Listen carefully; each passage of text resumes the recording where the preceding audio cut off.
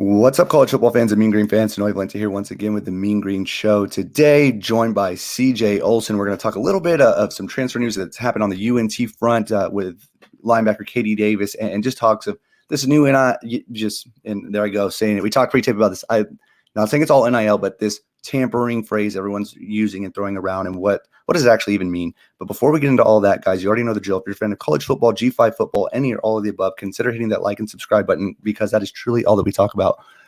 All right, CJ, I know you and I typically go for a while, but we talked pre-tape of how hardly we got to try to keep this from about 4 to 6 minutes. Mm-hmm. So real quick, you had a stint with a program where you couldn't talk about said SMU, and now you're on your way to Miami to do law school. Everybody that loves to make fun of you, you're doing really good things, and it'll be interesting to watch to see where your career takes you. And who knows, maybe you'll even work for UNT one day. And wouldn't that be a quite a turnaround there? But anywho, we'll talk more about you in a later video. So Katie Davis it's probably going to be a day after or so that Katie Davis has entered the portal, and UNT fan and just G5 football fans, we're jumping to the word tampering. And I get that. I'm not saying we're just using Katie Davis as an example because this quote unquote tampering has been happening across the entire nation of college football. It's more rare that it doesn't happen now, right?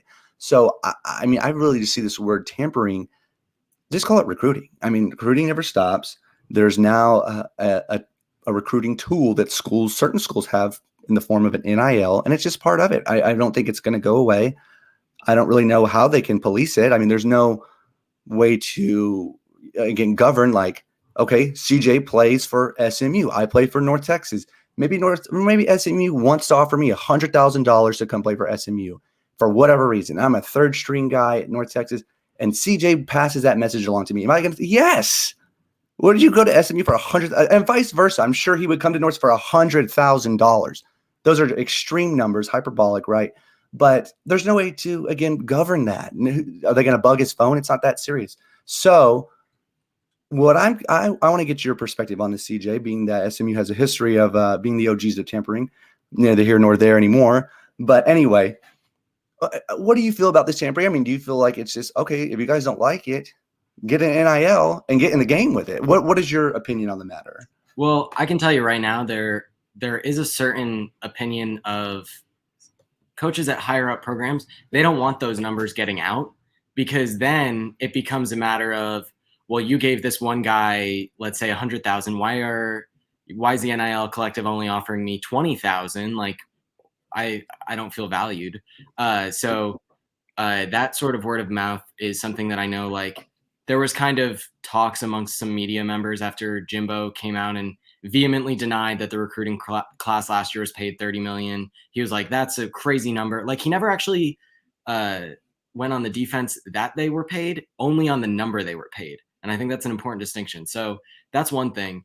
Another thing is I can tell you that at least for my stint with SMU is everything has to be so above board because everybody, at least that I've talked to, is worried about this rule because we live in a world now in college football with changing rules. You never want to be on the wrong side because all it takes is one school to be made an example of, like SMU with the death penalty. There's a reason why no schools have gotten the death penalty since. And that's because an example was set and that's that.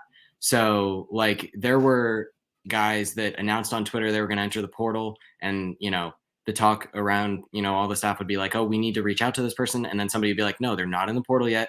You have to hold off. Like that. It is what it is. That's the rule. So it kind of goes back to the idea of be who you can afford to be. So there was a lot of conversation about did USC tamper to get Jordan Addison? I think that's the example as far as tampering, that word gets used a lot. And that's because a school like USC, if they were to have done that, might be able to afford to a little bit more leeway because of the size, the money involved, and the prestige of the program. Now, where Katie Davis ends up, I don't know specifically for this example, but yeah, I mean, I think instead of tampering, I think in a few years, we're going to look at it as proactive recruiting.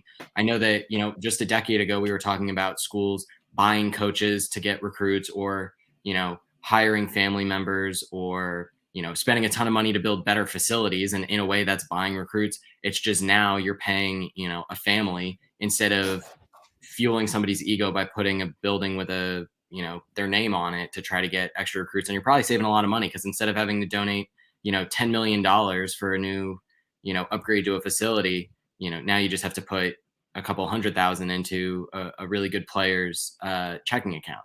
So I guess as far as the recruiting side of it goes, I just think that's just the new era of it, and schools that don't have collectives are going to fall behind. And then a school that has a collective that goes rogue or that doesn't follow the letter of the law, they're also going to end up behind. So Yeah. All right. Well, I'm sure if he lands at SMU, all the UNT Twitter warriors will pick up their knife and pitchforks, and we'll burn SMU Twitter down. But anyway, we'll see how it goes as the portal turns, and it's the world we live in. And I think we just programs, universities are going to have to embrace it and be aggressive with it, or they will get left behind. Just my opinion. But all right, well, thank you, CJ, and we'll talk again soon, I'm sure.